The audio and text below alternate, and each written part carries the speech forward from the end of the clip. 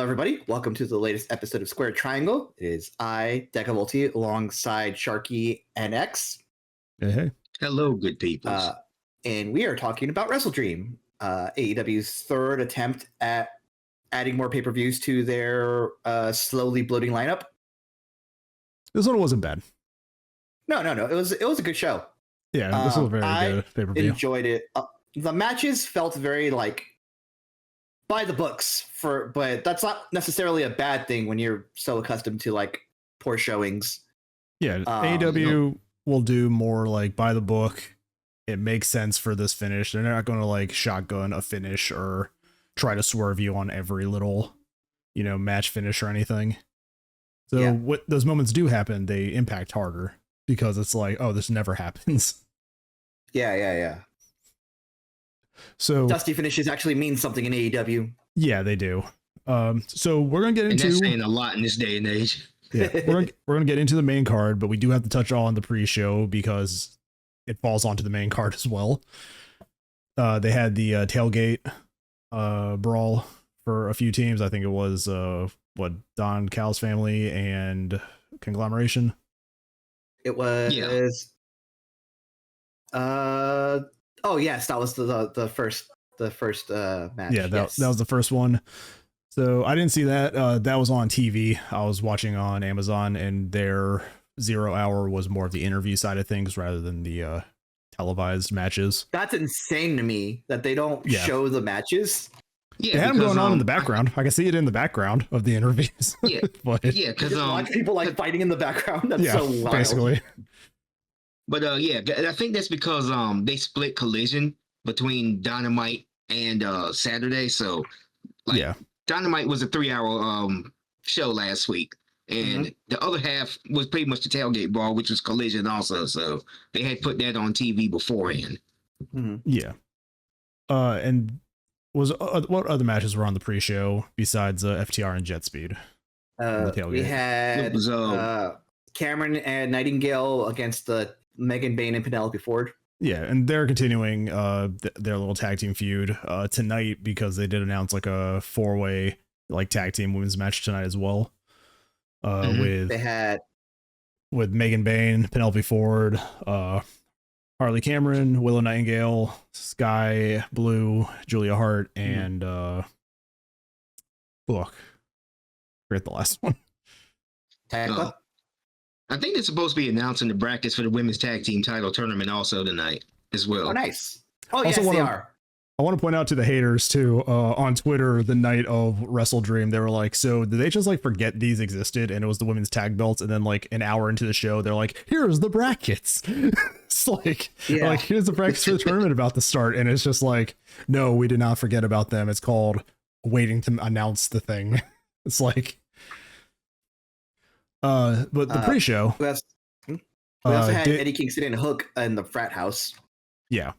So Eddie Kingston getting himself back on TV, now teaming with Hook. They kind of want to keep Hook, I think, babyface, considering what happens later in the night with the Ops. So it's a nice little change of pace for him, I think. And then the match that started the show, started the actual show, is FTR with Stokely going against Jet Speed. So this match starts on the pre-show, and as the show goes live and the pyro goes off to start the announce of the start the main card, FTR and Jet Speed are still in the ring wrestling. So it was a nice little, again, like we said, mentioned earlier, these little swerves that they do actually hit harder because you don't expect them. They were oh, the 0 hour is about to be over. Nah, bitch, we're going into the main card. You want to see this finish? Buy the pay-per-view. No, and I got a theory that this is how Tony Khan's a millennial, because I remember in the early days of pay-per-view, they would give you a free 10-20 minute preview of the movie, or they'll show the first 10-20 minutes to let you know if you want to buy the pay-per-view or not. Yeah. Because that's how they did movies back then, the real early days of pay-per-view. So I just think that Tony Khan just kind of did it as a trick to draw people in. It worked. Maybe. It might have worked. Yeah. It may have. And it was fun. It was a nice little match. Jet Speed, stock is still rising. FTR, a very good classic feeling, heel team right now. And they get a dirty finish over Jet Speed with Stokely holding down Kevin Knight's feet when he's pinned. Or it was Mike Bailey's. I can't remember who was actually taking the pin. But it's the perfect like chicken shit heel finish. You know, Jet Speed was on the offensive and getting close to picking up the win. And then, you know, Stokely's little bald ass was right there. And he's like, I'm going to cheat. All short, no hose. And then they almost fought some kids in the audience. So, I do want to point out too, I won't be able to talk about the baby, and I didn't hear it at all. Yeah, there's just a screeching fucking kid on the Amazon feed. Like, I don't know. I didn't hear it. I think my headphones are just pretty good then for like all the little background noises. I was just hearing a kid all fucking night, like screaming. It's just becoming a common staple with AEW pay-per-views, screaming children in the front row. I will say, as we get to the main event, I won't be able to talk about it because fuck you, Amazon. You guys killed the whole feed for the main event.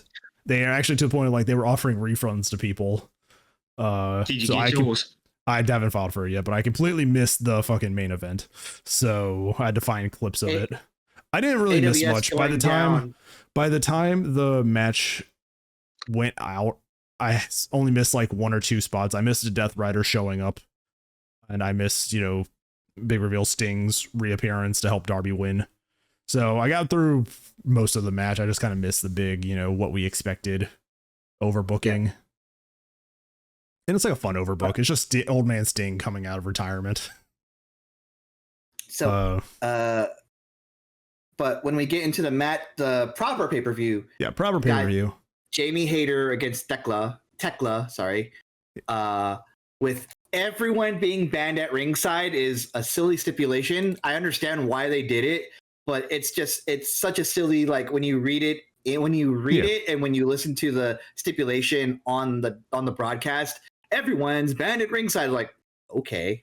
Well, like they stuck to it too. Nobody came out to help. Like nobody jumped in. And also at ringside, this match started with an introduction of Miss Charlie Thez, Lou Thesz's wife. She's in St. Louis. She was here for the pay-per-view, and she was having a blast during this match. This woman definitely, you know, being the wife of Lou Thesz, probably just loves wrestling. Oh, absolutely. She seemed like she was having a great time with these women. In my experience, the spouses of wrestling and wrestling legends either love it or fucking hate it. Yes. There's no in between. There's no, it was okay, whatever. I think of like Amanda Hubert, John Hubert's wife. Yeah. Who after this pay-per-view went like toe to toe with former AEW coach Sarah Stock. Yeah, that was it's still going. Sarah Stock has just been digging herself a fucking hole on Twitter lately. The girlies are fighting. I don't know if anybody has seen the shit that she's tweeted today at the time of recording, but Jesus, it's like, stop, just get off Twitter, please. You're not doing anything for yourself anymore. Yeah. But no, I saw like the first couple of opening salvos of it, and I'm like, yeah, I don't get on Twitter enough to care about this. Yeah. I'm going to get off. The girlies are fighting. The girlies are fighting. I just see one. It's like, Sarah, how are you? Sarah saw Gail Kim having a crash out and said, hold my beer. It's like, so this match though is actually it's a very good match. It's not anything overbooked. It's not anything with like crazy spots in it. It's just two women beating the shit out of each other. Like I think only Tekla and Jamie Hayter can do. Yeah. And they're great together. The chemistry they had in the ring was fantastic. Mm-hmm. Yeah, this is just one of those things where this is just one of those type of matches I like, you know. Yes. Everybody was banned from ringside. Yes, it's a stupid stipulation, but at the same time, it just made this match work because I don't think, you know, having run-ins in this type of a match, we just have two just women beating the absolute piss out of each other. Is Queen Nami not to hurt? I don't know. That's the other team. It's Jamie Hayter and Queen Aminata for the 4-way tag match tonight. So. Got it. Yeah, she's fine. Okay. But, I was like, you know, if I was Queen Aminata, I wouldn't care about a stipulation. I'd just beat someone's ass. No, they're still very much a duo on site. But for what it's worth, this match was actually really good, you know, and I liked it. It was a hot opener, and Yeah, Jamie Hader picks up the win on Tekla, which I thought was surprising because I thought they'd have Tekla go over in that match. But she got her win back, after being put out with the injury angle. Yeah. Mm-hmm. But clearly with Julia Hart and Sky Blue standing at the ramp at the end of the match, they're clearly not done with these women. We know they have the Blood and Guts match. Which we have a date for now. I think it's like in mid-November. Yeah, they have the women's Blood and Gut match coming up, what I think will be the big blow off for all of this. And we'll see where all that goes. But yeah, it's a great little fun opener. Like I said, nothing crazy. It goes just long enough that it needs to. It doesn't overstay its welcome. It's a very sweet, concise wrestling match. Yes. And it's very it's a very like hard style too, like very European style wrestling. Yes. With these two. And it's a great opener, and it leads into a very early match of the night contender for me. Really? You thought that one was that good? No, the tag match that follows. Yeah, no, I'm saying you thought that one was really good. I thought so we're only two matches, two matches into this card at a time, but at the end of this at the end of this Bucks Jurassic Express match, I was like, this match was really fucking good. And I know like some matches will probably beat it, but like if I had to pick, this as very early contender for match of the night for me. Gotcha. Okay. I liked it a lot too. As we all know, I am a certified Bucks hater, but like it was a good match, and I've come to accept their role in what they do in tag team wrestling. I'm not just blindly hating them. I really hated when they were Generation Me though. Yeah. You know what though? The thing is, like, these guys have wrestled before in the past, going like back PWG years. And all that. And PWG, like in early AEW and all that stuff. And I really didn't expect much out of this match because, you guys have done this dance too many times. And I didn't really expect much. I expected more to say, but I did not expect this match to be this good. I think Jurassic Express, there's something different about these guys this time around. And that's, I think, what did it for me. Is that... Yeah, like, there's something... They have, like, some kind of sauce to them now. Yeah, everybody has welcomed back Jack Perry. Like, nobody, he's not getting booed, he's getting cheered now. Luchasaurus is getting cheered, being back as Luchasaurus. And it's like, they're still wrestling the same way, but yeah, there is something just different now. Like, even the crowd is just like more, like, has changed their reaction to these guys. Like, they are happy that this tag team is back. It's because they saw Jack Perry as a heel for so long, and a crybaby heel at that for so long. Cry Me a River. And he was away for so long too. Yes. So like that journey of him getting like suspended almost indefinitely because of the whole CM Punk Cry Me a River thing, and all of that, like just that he's back. A couple years later. It's been 3 years now. Yeah, something like that. Yeah. Now he's back to being a good guy, back to all of this good stuff. He's good, and everyone loves it again. That's the thing, though. He's not like completely babyface too. Jack Perry is doing like some subtly heelish things, and Luchasaurus is like trying to be the big, babyface. So it's an interesting little dynamic that behind Luchasaurus' back like now, Jack Perry's being this devious.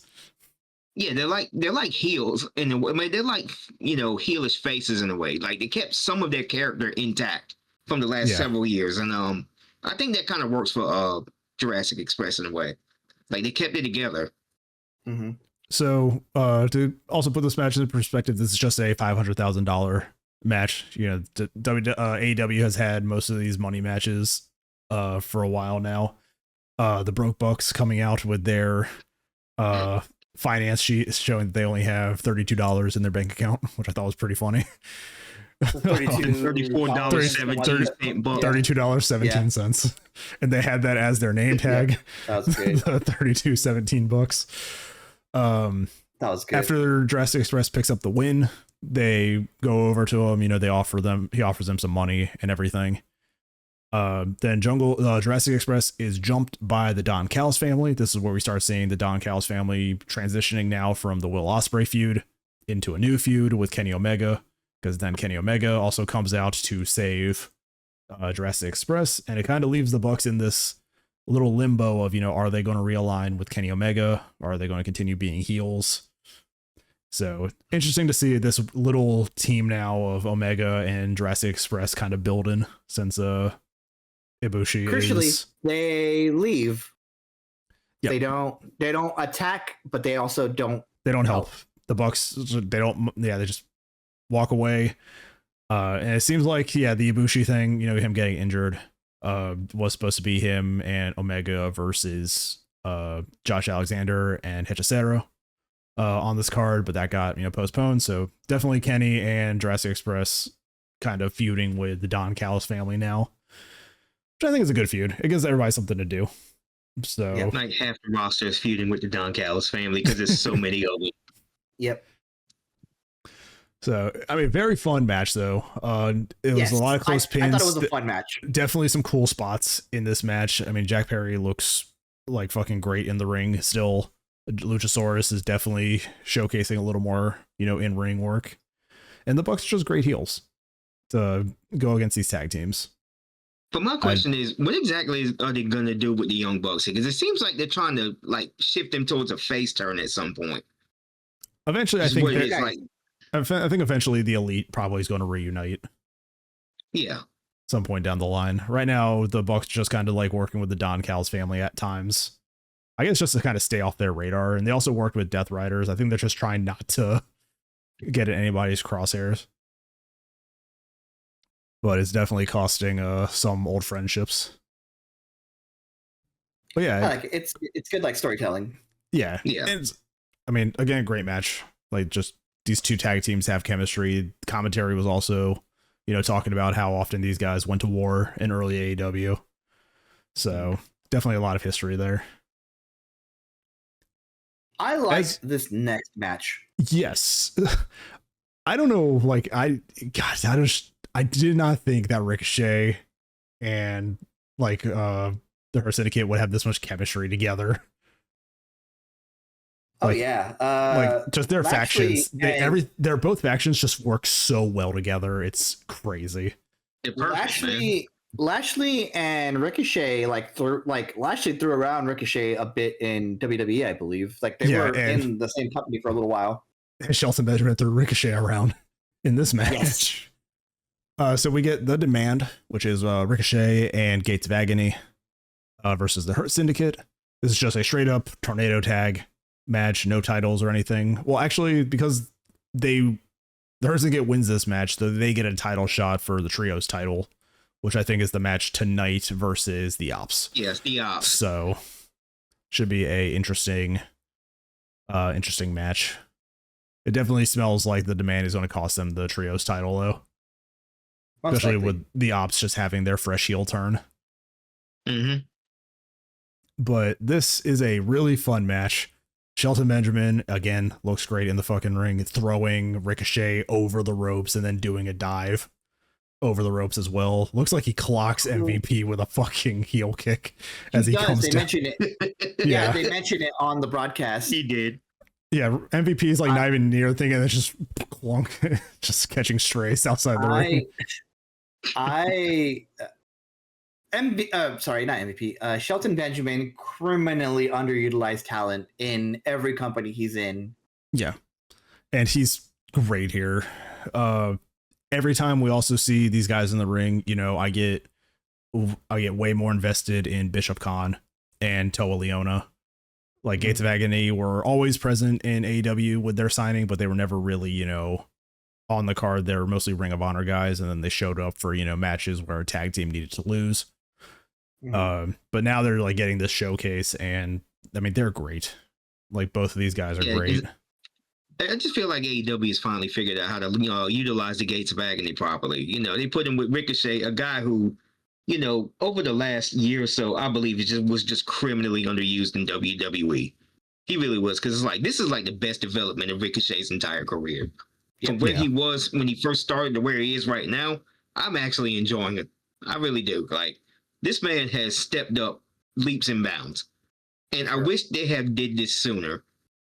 And I mean, he's been feuding with great people since he showed up in AEW. I mean, we had him and Ospreay. We had him and Swerve. I was gonna say, his first feud is Ospreay. Yeah, we had him in Swerve where he's being like psychotic. Patrick Bateman.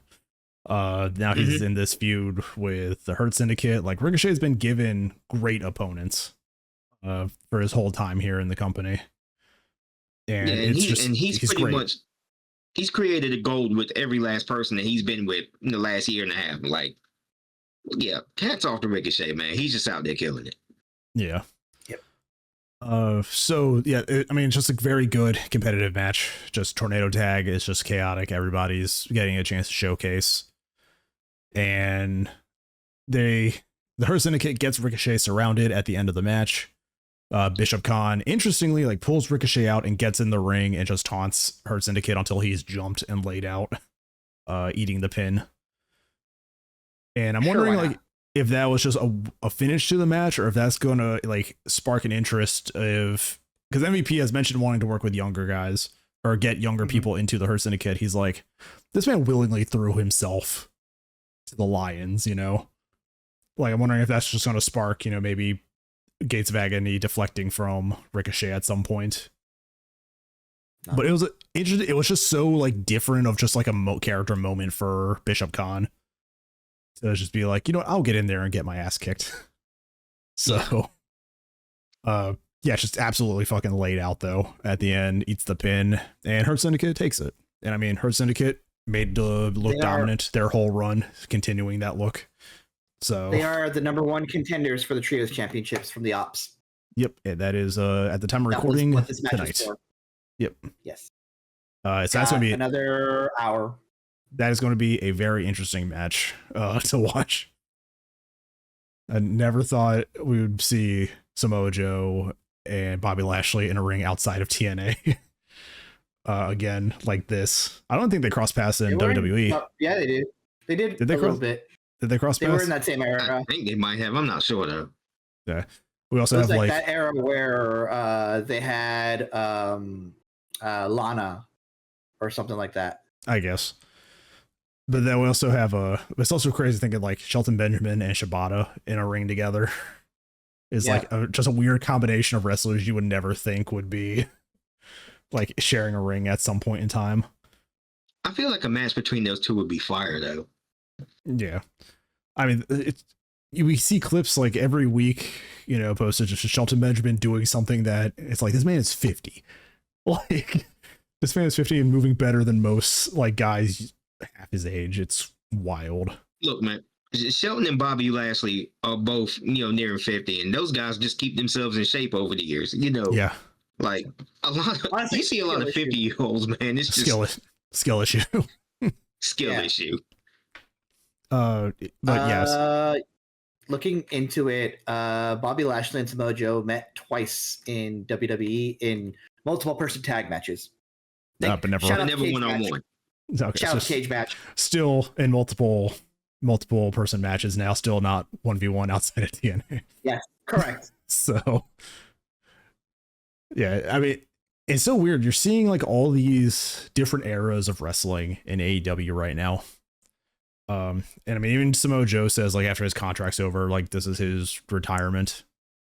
And I just don't think he's going to have like a big retirement run either. I think this thing with the heel turn is probably like the last leg of it before he goes, you know, walking off into the sunset. You know, and what a career he's had. I just feel like this is the end of an era, you know, of pro wrestling. You know, the great 2000s era of pro wrestling where we just had all these guys that we grew up with. AJ Styles, John Cena, all those guys. You know, and Batista, who's down in Hollywood. Tanahashi. Yeah, I mean, and you think we probably have Edge and Christian, or you know, they're probably running to their last. We just have Edge. Yeah, it's we don't even have Edge anymore. Yeah, I mean, we got those two guys, you know, are probably in their last run together too. They probably would be like, you know, let's just get this done and then, you know, retire together or something. It's you're right. It's like it's that 2000s era of professional wrestling is like coming to a close, and now like the 2010 guys are the ones that are starting to. As a matter of fact, the Dudleys just retired at Brown for Glory. At the time of recording this, I think it was last weekend also. I believe so. Yeah. Hardys versus Dudleys, and after the match, the Dudleys left their boots in the ring and retired. I mean, two left, 2 teams left out of that 3-team lineup. 2 teams left. Only 3 people remain though. Yeah. Christian, Matt, and Jeff. The next match that we have after this is actually this is the match that I was like, wow, this match actually rules. Can I say something about Kyle Fletcher and Mark Briscoe? Yeah. They have to embrace this. I think they found their wrestling soulmate. Like, these two guys are really good together, and you wouldn't expect that from the path that they've taken to get here. It's like, I think you just find that opponent and it's just like, oh shit, we can do this forever. And I think Briscoe and Kyle Fletcher are like that energy together. This match was cool. This match was fun. This match ruled. This match ruled. Again, didn't take much notes for it. Too invested in the match itself. Yes. All we know is that, you know, all I got in my notes is that Kyle Fletcher won with the Avalanche Brainbuster like he normally does. Mm-hmm. But yeah, just, God, these two guys wrestle so well together. Yes. I think it's that, like, you know, it's not the level of Rock and Austin, but like it's that same level of these two have a lot of chemistry. We need to save them for like marquee matches in the future. Yeah. Like they figured that out now. Now they have to save it for like title matches and pay-per-views and stuff like that to generate also and stuff. Two tag team guys. Yes. Like Kyle Fletcher is, you know, his partner is still around. Mark Davis is part of the Don Callis family and he's there. But, you know, Mark Briscoe lost his brother. He lost his tag team partner and was thrown into a single star and he just took it like nothing. He just took to being a single star like that. Same thing as Kyle Fletcher. Like Kyle Fletcher is, I mean, and no insulting it, he's becoming the Shawn Michaels of the duo. Unless Mark Davis can, you know, step up a bit too. But I think Mark Davis is going to have a, you know, decent career. But it's definitely like Kyle Fletcher's the one with the fucking rocket strapped to him right now. Yeah, and the thing is, he earned that rocket because Kyle Fletcher has just kind of grown as a competitor over the last year and a half. And the also, last year nice has been crazy for Kyle Fletcher. For Kyle Fletcher. But you know what? He gets it. You know, he's slowly getting it. Well, no, he actually does get it. He knows that his promos, the way he's presented, the way he comes off on television, the guy just gets it. It's like I said before. And also, it's just really nice to have like two guys in the ring who is like Swiss Army knives of professional wrestling. Like they can put him with anybody and they'll just create magic. I don't know why, but he reminds me of like a naked, angry Elton John. Yeah, when he comes out, he does. It's just the outfits and everything.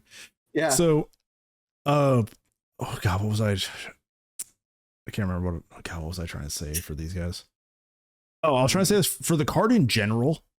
Watching this card, it didn't cross my mind until the end of it. Like, we don't have Ospreay or Swerve at all right now. Nope.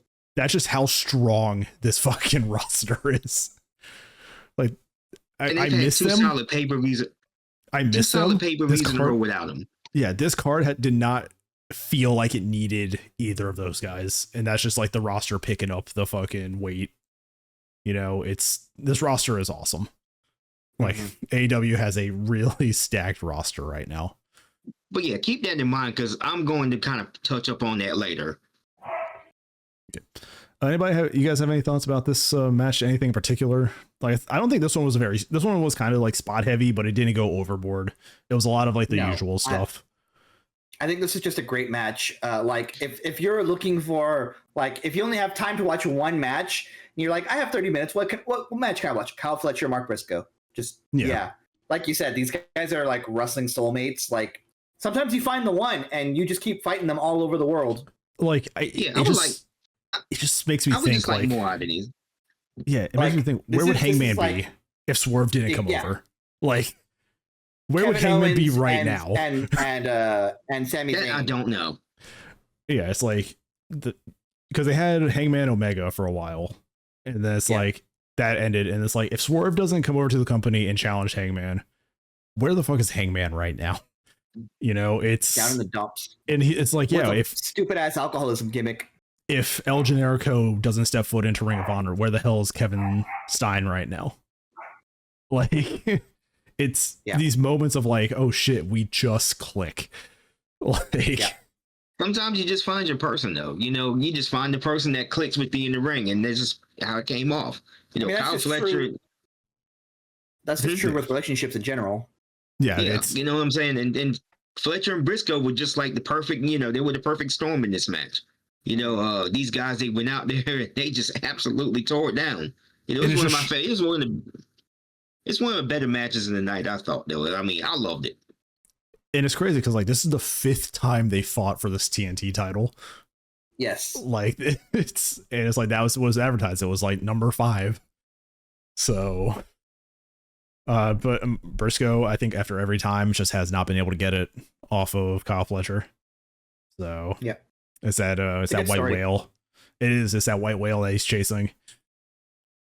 I think intentionally. I think that's how it's just going to be the rest of his career, because I mean he ain't got that much time left. Yeah, eventually, he'll win it, and it'll be like the last one, and then because I don't think Mark Briscoe he's great. I don't think in terms of their roster that he's on the level to eventually be world champion.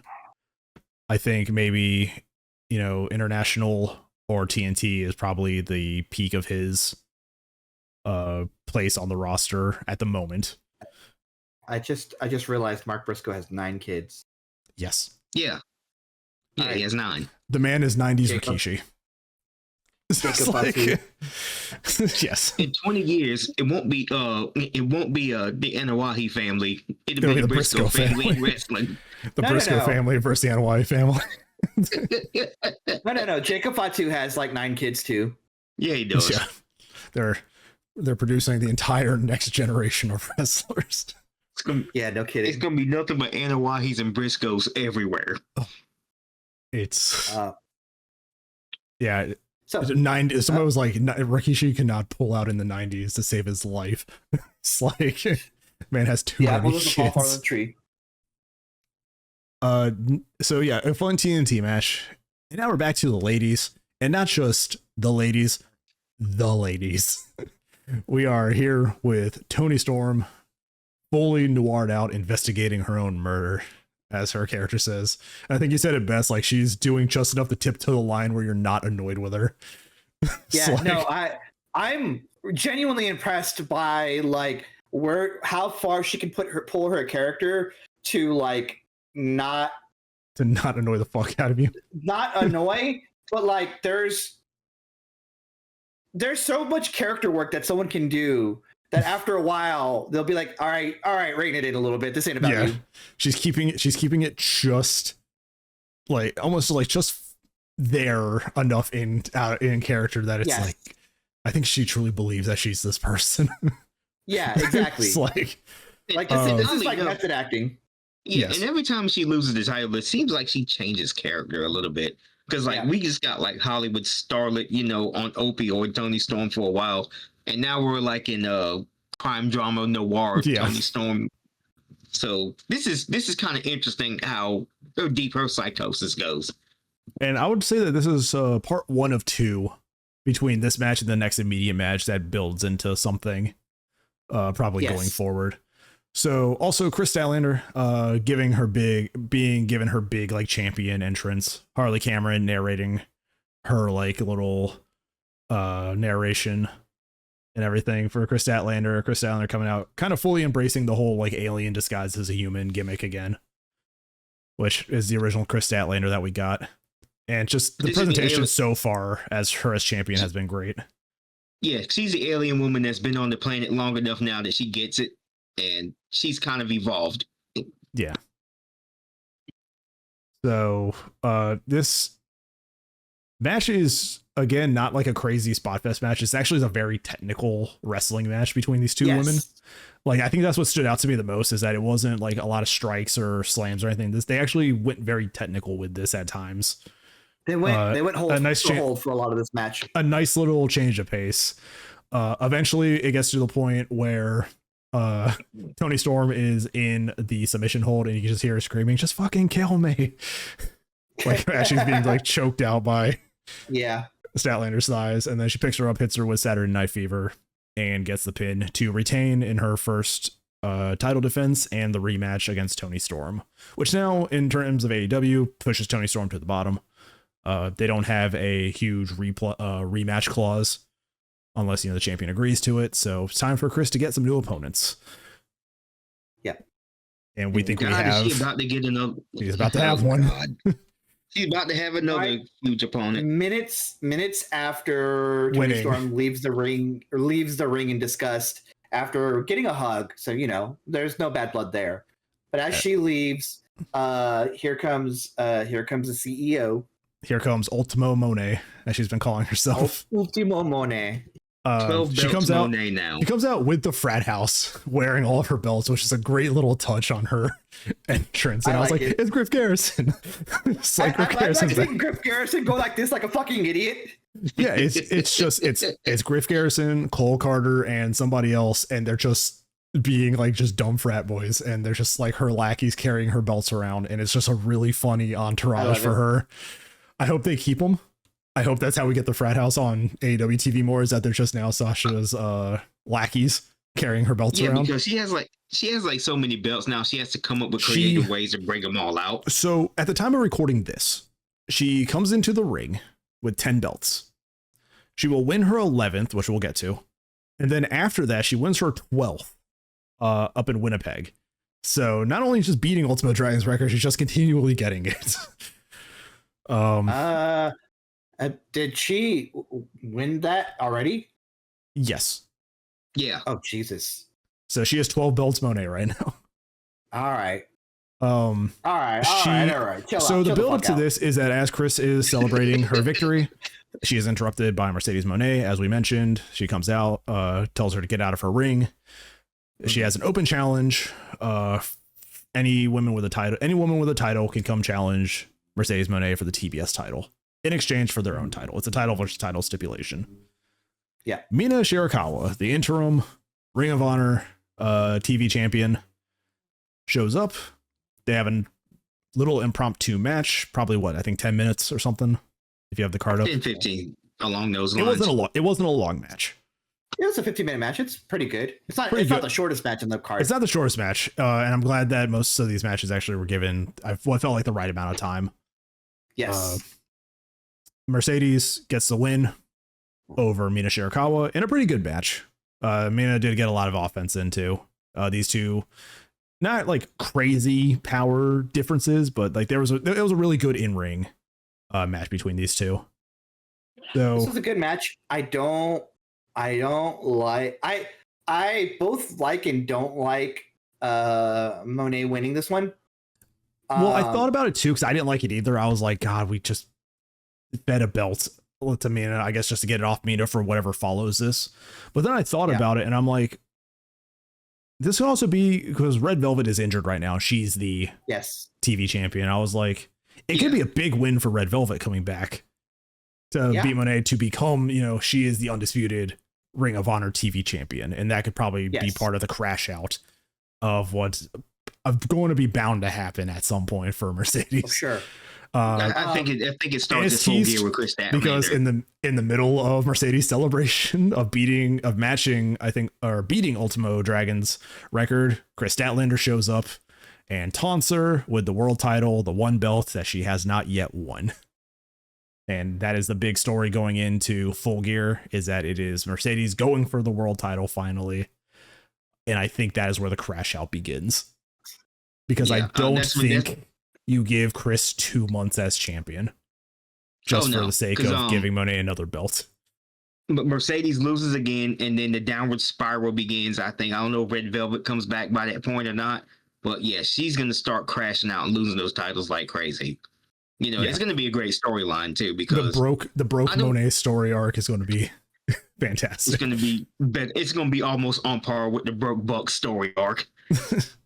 Just the pure crash out of Mercedes Monet, which I think does start with Chris. I don't think Mercedes is the one to take the title off of Chris. I think if anything, it's probably Jamie Hayter, just in terms of Nightingale. It's somebody who has been in line for a while, maybe sidelined by injuries. Just the time wasn't right, So it's just, I don't think it's Mercedes. I think Mercedes has been given enough of a showcase that she can go without a world title one right now.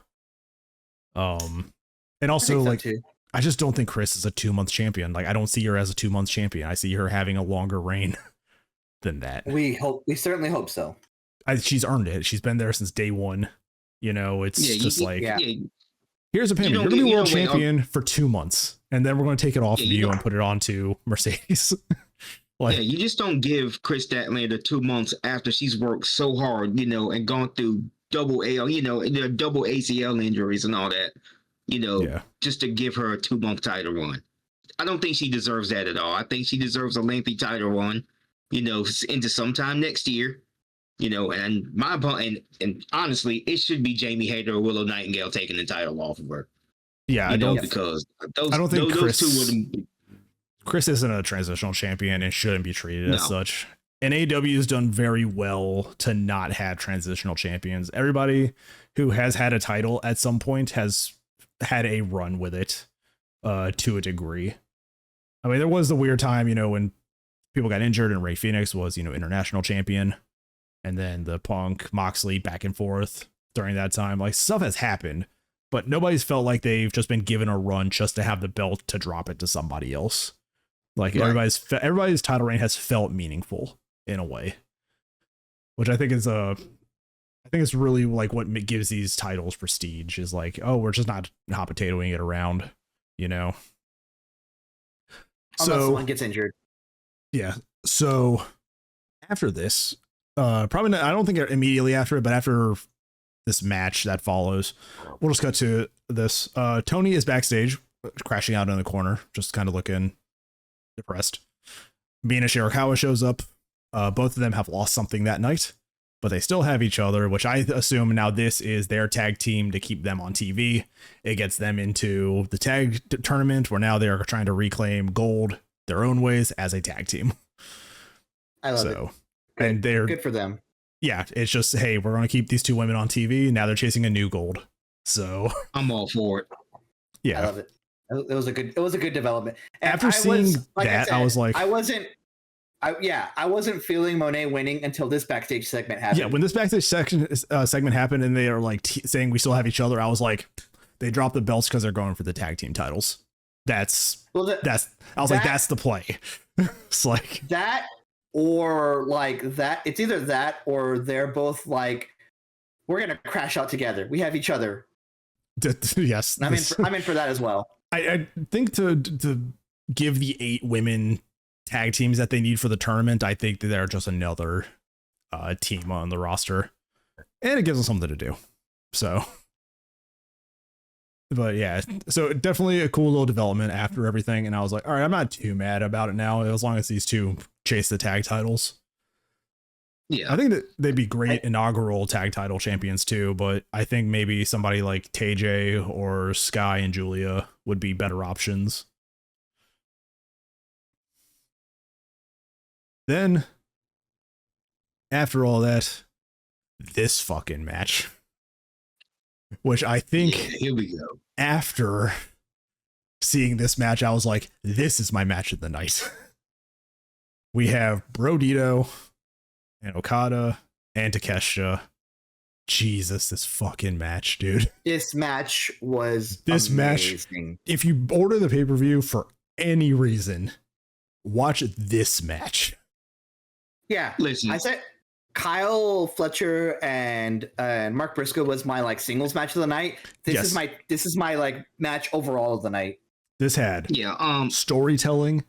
This had fans investment. This had the betrayal. Like, this had everything. And tonight, again, at the time of recording this, because of the pin of this match, we now have Bandito going against Okada for the Continental Champion, or the Unified Champion. Unified Championship. Yeah. I said this on the past episode. This just validates. This is everything about Bandito I said on like a past episode. I can't remember which one. This match validates everything I said about him. That guy is incredible. Bandito. The finish with the one arm suplex was the 1 arm 21 plex. Yeah. Yeah.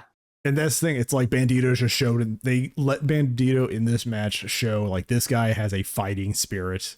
You know, like he may be smaller than these guys, but he is still going to put up a fight to the best of his ability. And even Brody King's like never stop fighting. Like he's the hype man in the ring. That's how he got to do his 21 suplex. Is because he talked to him. He's like, a fighting spirit. So never give up, never what? Let's start here. At the beginning of this match, he finally gets Brody to do the Macarena. They're jumped by Okada and Takeshita. The crowd hates it, and that's how you know, like, oh, this crowd's gonna be invested in this match now. Just the whole match, dude. Takeshita and Bandito. Again, we mentioned earlier, like these two guys have chemistry in the fucking ring together. Like if I think so far one of my favorite matches of 2025 has been Bandito versus Takeshita. It was like that Ring of Honor match at what was it? Super Card of Honor. It was one of them pay-per-views, but they had a killer match right there, and it's still one of my favorites this year. Bandito, God, that guy's incredible, man. But Takeshita is a stud. Yeah, he is. And Takeshita freshly as a new IWGP World Heavyweight Champion, which he just won from Zack Sabre Jr. Yep. So we had two world champions in this match. And again, Takeshita also triple contracted right now. Yeah. Like busy. The man is a star. And I think we're going to see him with a rocket on his back. The babyface turn has to be imminent now. Because after all of the nonsense, after all the back and forth, the Rainmaker to Takeshita from Okada, and even though he kind of sells it like an accident, that fucking shit-eating grin on Okada's face, dude, like, bro, the hate in Okada's soul for Takeshita is legendary. It really is so good. It is so good. Also, Takeshita selling that fucking Rainmaker. Yes. Like getting hit, he's on the ground just like looking fucking stunned out of his mind. Okada's just like, I just Rainmaker. He had the most anime evil grin I have ever seen in my entire life. Evil Okada is so comedically funny. Like he's such a piece of shit in a heel. It's so good though. He did the Macarena with the middle fingers to the fucking crowd earlier. Such a good fucking match though, and I mean Brody King is great. Okada and him having their back and forth is awesome. Both these guys selling Brody King's chops, like this is the most fucking painful thing in the planet. Like getting I don't think they were selling. I don't think they were selling either. They weren't like selling Okada was just like, oh fuck, it's like, god damn it. Like every time he got fucking chops. And just hyping up Bandito, like just the build of Bandito as, just one of the top baby faces has been incredibly intelligent. Also, I think when it came out, I think the producer for this match or the coach for this match was Colt Cabana. So props to Colt Cabana for this fucking match, dude. More power to Colt for that. At least that's what one of the reports says, that this match was coached by Colt Cabana. So Colt Cabana mentioned CM Punk swinging at the air again. Yeah. Oh, God, speaking of that, we're getting fucking CM Punk and Jey Uso for the fucking world title. I want to see that. Am I in the minority? I want to see that. There's too many people who are being shitty because Jey Uso's like Samoan or something, and they always face off a bunch of other white dudes. To your point, that crash out has been legendary because like there have been so many YouTubers and people on Twitter, they have been shitting all over this decision since Monday, because it's last night. Yes, it's Monday, and they're not happy about it at all. Dude, I love AEW pay-per-views because it just brings out all the crash outs like at once. Like it was like, look at this amateur company. They have a match going and the pyro goes off, and one of the first responses, the Simpsons guy, that's the joke. It's like it's like that's the joke. They have this shit timed for the start of the card. They can't help it that people are still wrestling. It's like I will say, as far as that goes, I hope that's not like a regular occurrence. I hope that's just a one time. We'll save it for like he said. Very I think special matches on the pre-show. I think when Tony Khan was asked about like outside of the media scrum, he's like, we're just trying new things.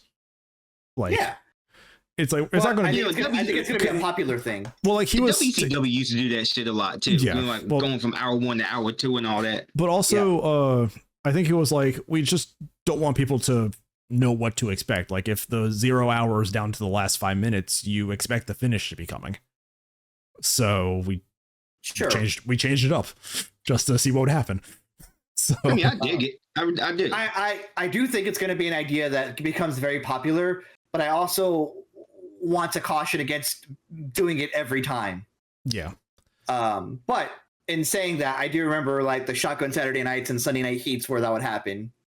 Also, can I just say that also CM Punk and Jey Uso are wrestling for this title at fucking Saturday Night Main Event? Not even like a big pay-per-view.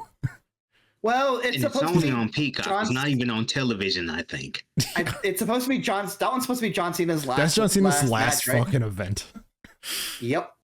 No, not that. That's the one in December. I think they do Saturday night's main event like once a month, so it's going to be next month. Saturday night's main event. So, but yeah, it's like we're going to win this at Saturday Night Main Event. I'm like, you couldn't even put on one of their big pay-per-views. Well, the next big one, Survivor Series, and that's not happening. Yeah. No. I have no idea what that Survivor Series. All of their roster's so small. Seth Rollins is fucking injured right now. It's like a lot of your guys are part-time. Like, who the fuck do you have to do Survivor Series with? Like, well, they're gonna have War Games matches, I'm sure. I'm pretty sure it's going to end up being like a WWE NXT thing. Like, I think they've teased that with NXT and TNA being like, or they could just do the YS6 and the MFT since they keep teasing that so much. I think they're doing that too. Like, yeah, I would like it if they did the Wyatt 6 versus the MFTs, but they put the titles on the line, even though it's like a 5-on-5 match. Yeah, I mean they're all freebirding it, so yeah, basically. So I want the Wyatt 6 would need like a fifth person. They would need like a fifth dude though. I want the conglomeration to win the tag title, so it's like, which combination of the conglomeration are you getting for this tag match? It's like, that'd be funny. Do you see the new video that they posted? Like their new Titantron. It's like Friends. It's like it's like a spoof of Friends. Like Family Matters or something. Yeah, it's like a sitcom opening. 90s TV sitcom. Tomohiro Ishii is playing the piano and he's doing it with like that blank expression that he has, and it's the funniest thing I've ever seen in my life. I'm like, is he just here? Is he just vibing in AEW? Does he even still work for New Japan? It's like I've seen Ishii in AEW more than I've seen him in New Japan lately. And I'm how often do you watch New Japan, to be fair? I've seen clips for like the events and everything. But it's just like he's just here, and he's here. He's like that neutral, like constantly like just bored expression, and he's just so funny. It's like, I know he could beat the shit out of you, but he's just such a funny part of that group. Just Big Tom. But yeah, a great fucking tag team match. Bandito and Brody King retain. And I'm pretty sure we're about to see the Takeshita Okada match that everybody has been waiting for. That feels like a World's End match to me, which makes me think I don't think Bandito's winning the title tonight. I think Takeshita's winning it at the next big AEW pay-per-view. And even if it's not full gear, I think it's the end of the year. So, but I think here's my question though. You know, do they do Takeshita Okada at Full Gear or at Wrestle Kingdom? Because Wrestle Kingdom right around the corner also. I think save it for Wrestle Kingdom. I think it's Wrestle Kingdom, and I think it's title for title. Yeah. And you let Takeshita just have 2 belts. Because that would just be big for Wrestle Kingdom, you know. I think that is, if there is a Wrestle Kingdom match, I think that's like the marquee match. It's like Okada versus Takeshita, title versus title, AEW versus New Japan. And in a way, I mean, both guys worked for both, but it's like, I think that is the match that sells tickets to that fucking pay-per-view. Yeah. It's also in Japan. Hell yeah. Like that crowd will go nuts. So I think it'd be pretty good. The generational run of Takeshita, I feel like, is about to start. I think they put a rocket on Kyle Fletcher. They put a rocket on Konosuke Takeshita, and just see what happens. And it's been teased too, like it's gonna be so easy because Don Callis doesn't seem to give a shit about Takeshita anymore. Like he is firmly like Okada is he's my new guy. So, it's the Toy Story meme of like, I don't want to play with you. I don't want to play with you anymore. Yeah. Right. And again, the Don Callis family has like a lot of people for Takeshita to go through, just to like help build up, like a win streak. Like I would love to see Josh Alexander versus Takeshita. Hechicero, I think would be an interesting match too. Like those two, also Josh Alexander and Hechicero as a tag team is like hitting like the right spots in my brain for some reason. I think it's just because it's two very different styles, but they're just two very good performers. So really curious to see if that's going to be like a lasting thing or if that's just like during this let's jump Kenny Omega's friends era that they're in. This card also, we kind of have, the problem with the world title not finishing the event, but certain pay-per-views have the event that it has to follow for the sake of closing out the show. Sure. So we have Hangman versus Samoa Joe after their little back and forth, which also proves that feuds don't have to be overly complex. It could be just a misunderstanding between. No, it's not even that. It's Samoa Joe's like, you have the title, but I want the title. That's it. And it was also like the assumption of disrespect too during their tag match where he just kind of shoved the title in Joe's chest. And it's like that just shows like a feud doesn't have to be overly complex. It could just be a misunderstanding turned into a dick measuring contest. But like the majority of it from the video package they gave us is like Joe's like, oh wait, you have the title, but I want the title, so now we have to fight over it. Basically. Yeah, and I mean the last time these guys were in a title match together, Swerve was there, and Swerve ended up winning it. So it's a nice little history still built with these two guys. This match wasn't overly complex. It wasn't overly flashy. No. There wasn't a lot of huge spots. It was just two dudes beating the shit out of each other. And Joe continually trying to show, like, continually trying to bring out the Coquina clutch, and Hangman continually like countering it. Yeah, and 3 buckshot lariats to put Joe down because Joe's such a tough son of a bitch. He's a tank. He is a tank. So a hell of a match back and forth. Hangman eventually gets it with 3 buckshot lariats, as mentioned. Nothing overly crazy. The match served its purpose. Hangman wins. It's what follows this match that I think is a real kicker here. The ops come out to, give Joe his flowers. He put up a fight. Hangman won. They've kind of respected Hangman the past few weeks. And then they just jump his ass. There's Hobbs, Shibata fully turning heel, jumping Hangman, Adam Page alongside Samoa Joe. We now have full heel ops. Very interesting turn. Never expected Shibata to be back to full heel. Shibata as a heel is kind of interesting, because he's just been a perennial face forever, as long as I've been watching him. I think since his arrival in AEW, because I mean he interacted with Orange Cassidy early on, like getting the sunglasses from him. So yeah, he's always been kind of like this. Yeah, so he's the Texas Speech. He's always been a face, or he's always been just kind of this guy who's around, never really like getting involved with anybody's business until it involved him. Mm-hmm. And now he's just back to full heel, and I'm sensing a nightmare of a wrestler about to come out. Like I think like Randy Orton to be a menace. I think like Randy Orton like punting people level of like just asshole from Shibata.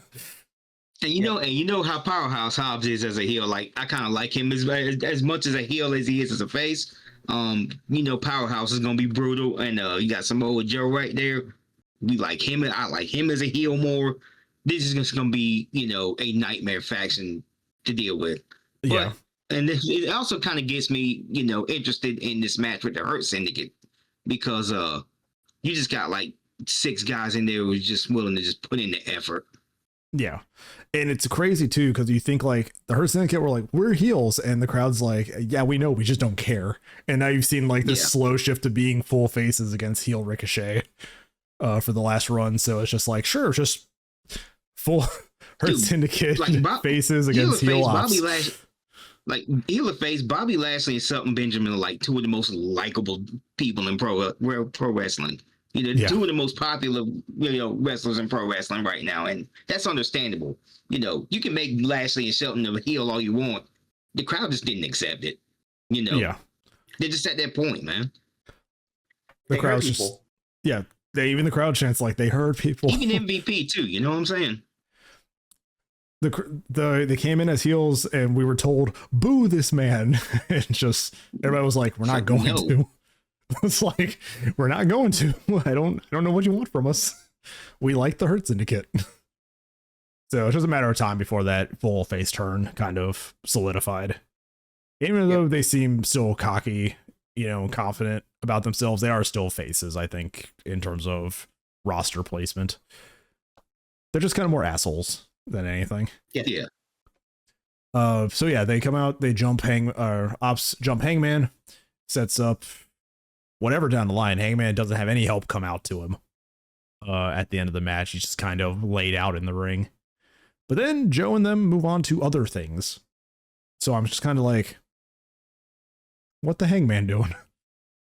So being world champion, just getting jumped constantly. It's like, welcome to being world champion, Hangman. Getting jumped and slept. Yeah. So yeah, that happens. Hangman is, taken out of the ring by refs and everything. We kind of walked out.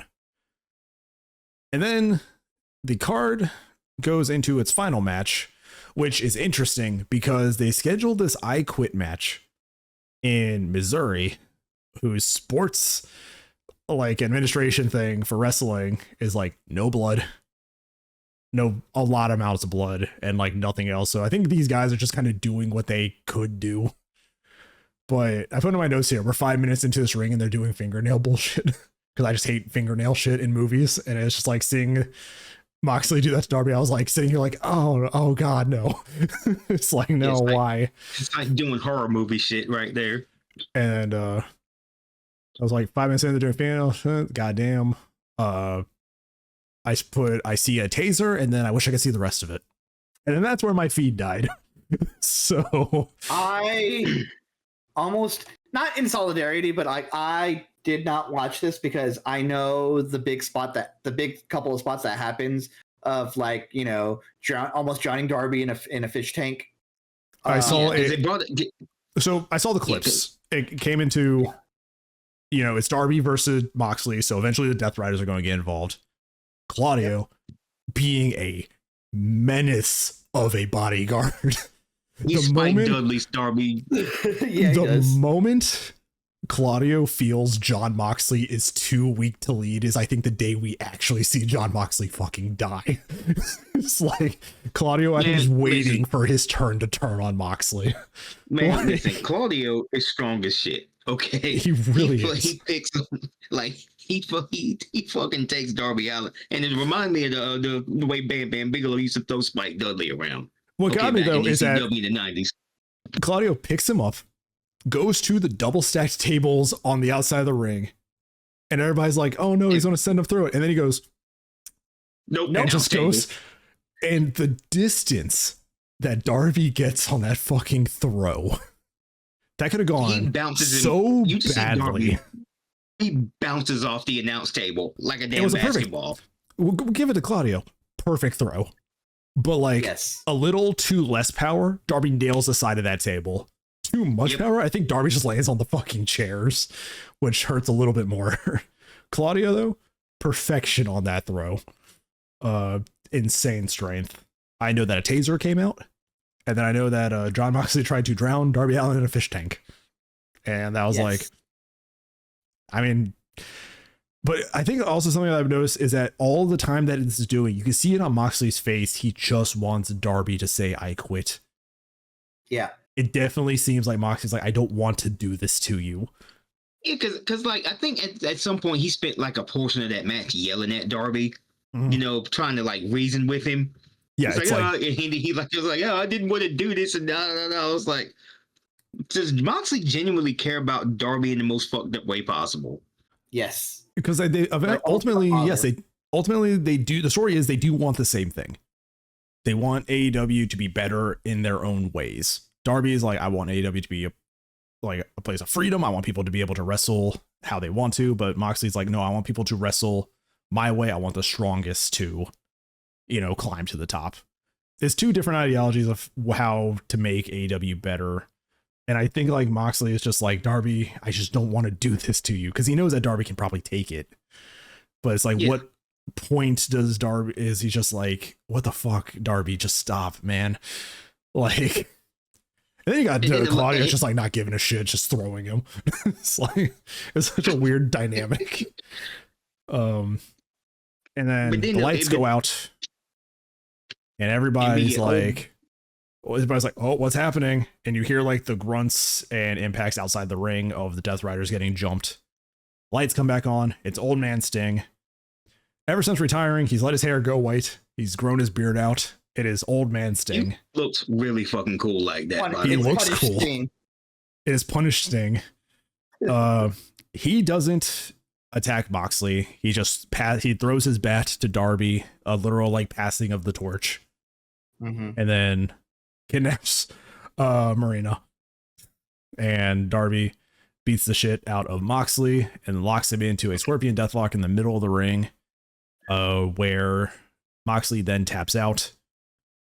And I think somebody put it on in Twitter, put it best, is like, you can see it in his eyes when he's like talking to Darby. When that submission went in, I think Moxley's spirit broke before his body did in that match. Yeah. Like, it was just this, it's poetic. It just shows that Moxley's also like he knows when he's been beaten. When Hangman hung him with the chain, like he tried to fight it, there was that pause where he like assessed the situation and then instantly tapped to protect himself. Yeah, like Moxley I think Deca said in the chat, like, Moxley's been really bitch made lately, so he's probably gonna lose. Yeah. And that's the thing, it's like the moment Moxley, that's exactly what happened. That's exactly what fucking happened. The moment Moxley is in a situation that he can't escape from, he is bitch made and he will tap. So, but I think that's the thing. I think like Claudio's just going to be like, why are you our leader? I think that's the day that we should see Moxley get fucking like destroyed by Claudio. Oh yeah. And then Moxley can take his fucking vacation. Like, I don't think that I don't know how to tell you this, but I don't think that vacation's happening. No. Also, because the tailgate was going on TV, the 0 hour, like I said, on Amazon was more the interview section. They did have Renee talking about how like she doesn't want to think about this match because she knows like both these guys won't quit. She's hated that it's come to this. Like, she's completely playing into character now of being Moxley's wife. And it's like, and everybody's still like, your husband's doing this, and she's like, I know. So it's like, but it's so funny because like, you ever see, what's the picture? It's like somebody's like side plot. It's like all happy and rainbows, and it's like somebody else's side plot, and it's like SpongeBob in the Silent Hill hallway. You know the picture that I'm talking about? Yeah. It's just like Renee's subplot. It's like her with Chris and Tony being like semi-gay with each other. It's like the John Moxley storyline. It's like just the couple's dynamic of different stories. But yeah, so Sting shows up to help Darby save AEW, just like he used to do to WCW back in the day. But I feel like this is the actual passing of the torch. He's given his bat to Darby. I think this is where Sting now only shows up when really needed. I think Sting has earned his retirement. So he earned his retirement, I think, back at Revolution when he had that crazy ass tag match with the Bucks. Yeah. And I mean, his sons are now wrestling. One of his sons had his wrestling debut a few weeks back, working with JD Drake on an indie show. So it's the wrestling continues for Sting's family, but I think now he's just going to start making sporadic appearances. I don't think he's going to be a constant figure anymore. No, hell, man, it's been a hell of a run. Like, and yeah, Sting is I was awesome. a kid when I first saw Sting, and that guy is pretty much one of my favorites of all time. So Godspeed, Sting. Enjoy your retirement, man. Please don't come back, though. Yeah, don't come back full time, but like if he makes these like sporadic appearances, You know, No, just no. I said what I said. Don't come back. I'm so tired of this. I love it for these overbooked things, but stop it. Stop it. So It has its limits. So yeah, Darby wins. The Death Rider story still probably continues, but for now, AEW seems firmly safe in Darby's hands. So curious to see where they go from here. I don't think they're being advertised for tonight's show. So We'll find out in like 2 minutes. Also, Pac being bullied to go back to mostly his old gear. So yeah, that was hilarious. It's like, well, I'm gonna show back up in my original outfit just without my kick pads. Right. I still can't get over it. I look at that picture of him coming back and I'm like, I sincerely thought it was Austin Aries. Like, he looks exactly like Austin Aries. I'm sorry, Pac. Welcome back, Austin Aries. It's it's crazy. Apparently, he works for Major League Wrestling now. Oh, Austin Aries? Yeah. Gross. Yeah, just he's gonna burn every bridge he's had with all the other companies. So well, stop being a shithead. Because the thing is, like, what was it, TNA? He lost his match and like instantly got up and walked away instead of selling the injuries. Gets John Morrison, Johnny Impact. Yeah, and then Johnny insert name here. In WWE for the Cruiserweight title, he lost it to Pac in the submission. He was just like, yeah, I tap. And like he got out of the ring, just kind of sat there, like no selling the fucking match. And it's just like, God, he's just a piece of shit. And now genuinely bad for business. Speaking of Cruiserweights going back, TJP apparently is now a coach in WWE and not with New Japan anymore. So it's a weird roster. He was a trios champion in Japan, wasn't he? Yeah, he was in War Dogs. He was in Bullet Club War Dogs.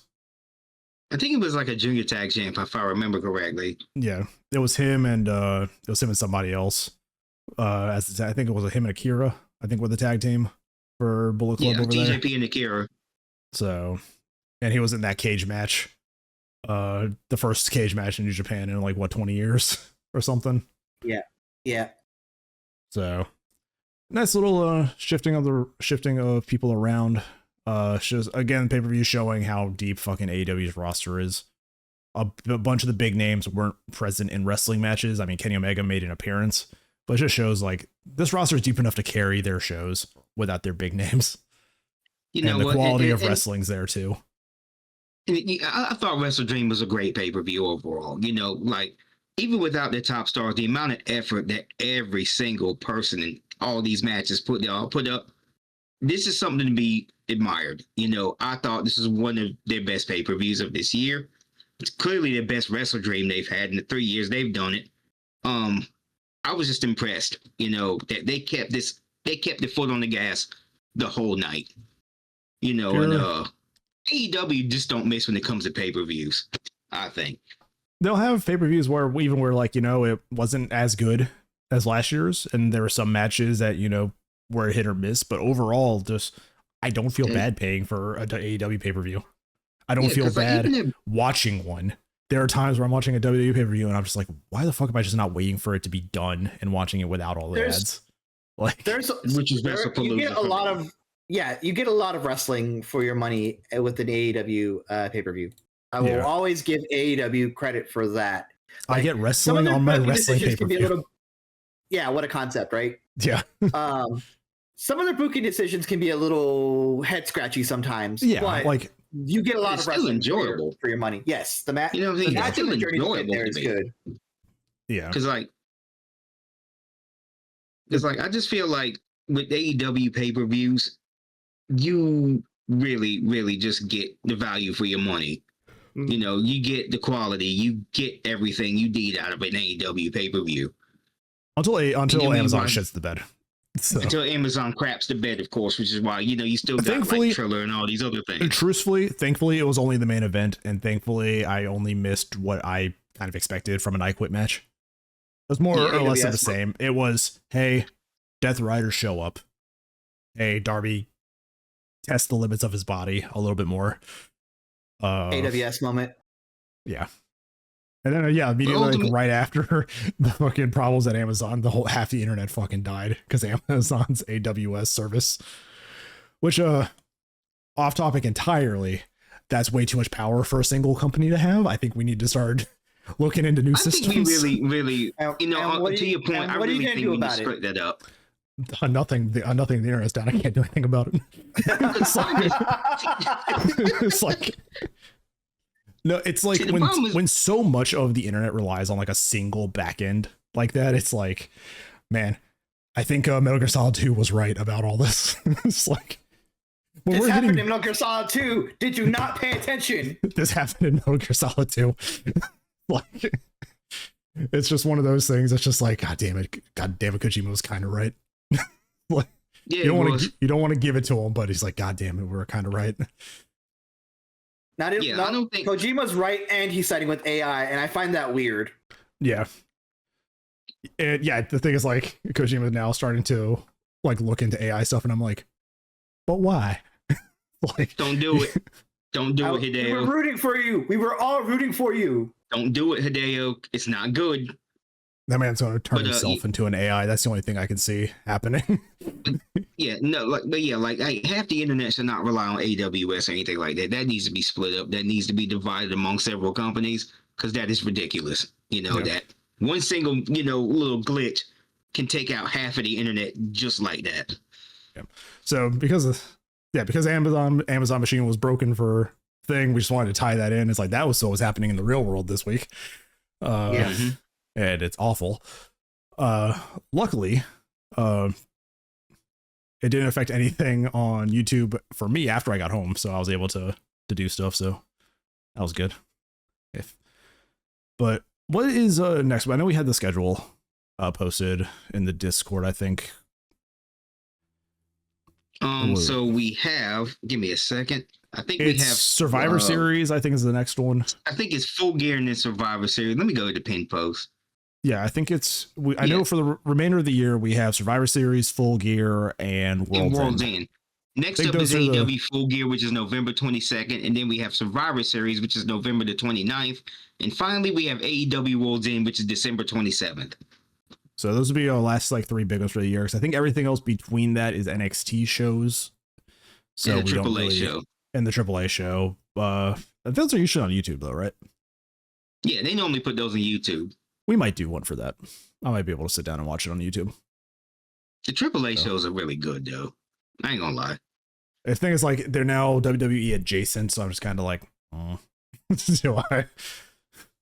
do I? Yeah. They are, but for the two I saw, they're not bad. I think that's the thing too. We want to talk about next year. As you all know, WWE is doing a lot of international shows. The ones that we will cover, like Australia or Europe, wherever they hold it, we might get to those and cover those for you guys. We're not going to cover anything in the Saudi Arabia deal, which takes out a lot of shows next year. The fucking WrestleMania is in Saudi Arabia, I think, or is that in Vegas?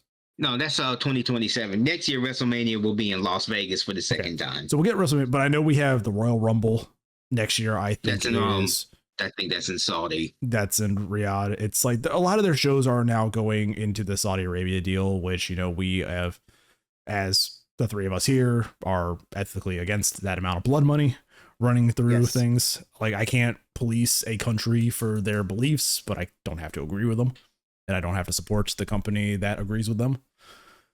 So we're going to be missing a lot of those pay-per-views. We might find. On top of that, I find it genuinely sad that the UK did not get a WrestleMania before Saudi Arabia did. I really think the UK deserved a WrestleMania before Saudi. They really did. Hey, they got all. They earned it. They got all in. They got all at in. Least, so that's good. And it was the all in that had all the infamous shit happen with it. So let's go, England. Yeah. Like, you got it. So yeah, next year is going to be probably the only way to say it would be a lighter schedule. There will probably be longer times between episodes because we only ever review pay-per-views. We may find things to fill said time with, like if we want to go back and watch, old pay-per-views or something. like we did with the Royal Rumble. Maybe we watch some stuff from a less problematic era. So, maybe me and Decker could do a Wrestle Dynasty again. You guys can do your Wrestle Dynasty episode. You know, we can fill the space with some other episodes that pop up in our mind. You know, it's just, we'll figure out what to do next year because a lot of the events will not be getting covered, to put it bluntly. So we're just going to, we stood on that since day one of this podcast. We're going to continue standing on it. So proud to transition this podcast into a CMLL only pay-per-view. Yeah, it's like we will watch more CMLL. It's like we will watch whatever indie will pop up on like a thing that I can watch for free. So right, if they start, Ryder, we'll get him. If they show more Mascara Dorado, I'm good with that. I mean, next, if I don't know if they do it next, but if they show broadcast for VCW like here in Virginia, then you know we can watch that shit. Maybe we can start watching some local shit. I think we got to go to that live though, unfortunately. So I don't think they show that. I don't think they have a live streaming deal. I don't think they have a TV deal right now. OVW has a live streaming deal. They've been pretty good. Yeah, OVW has been pretty good. So let's just saying we'll find some things to do next year to fill the time when we can. There will be some period between episodes just for the sake of what events are being run and where they're being run, and just giving you guys a heads up for what 2026 is going to consist of, since we're getting closer to the end of the year. But for now, we have a few more events to cover this year, and then we'll get next year's schedule. Again, a really good show. Hope Full Gear keeps the hype up. I hope Survivor Series actually surprises us in terms of quality. I mean, at some point they have to know that things are not working.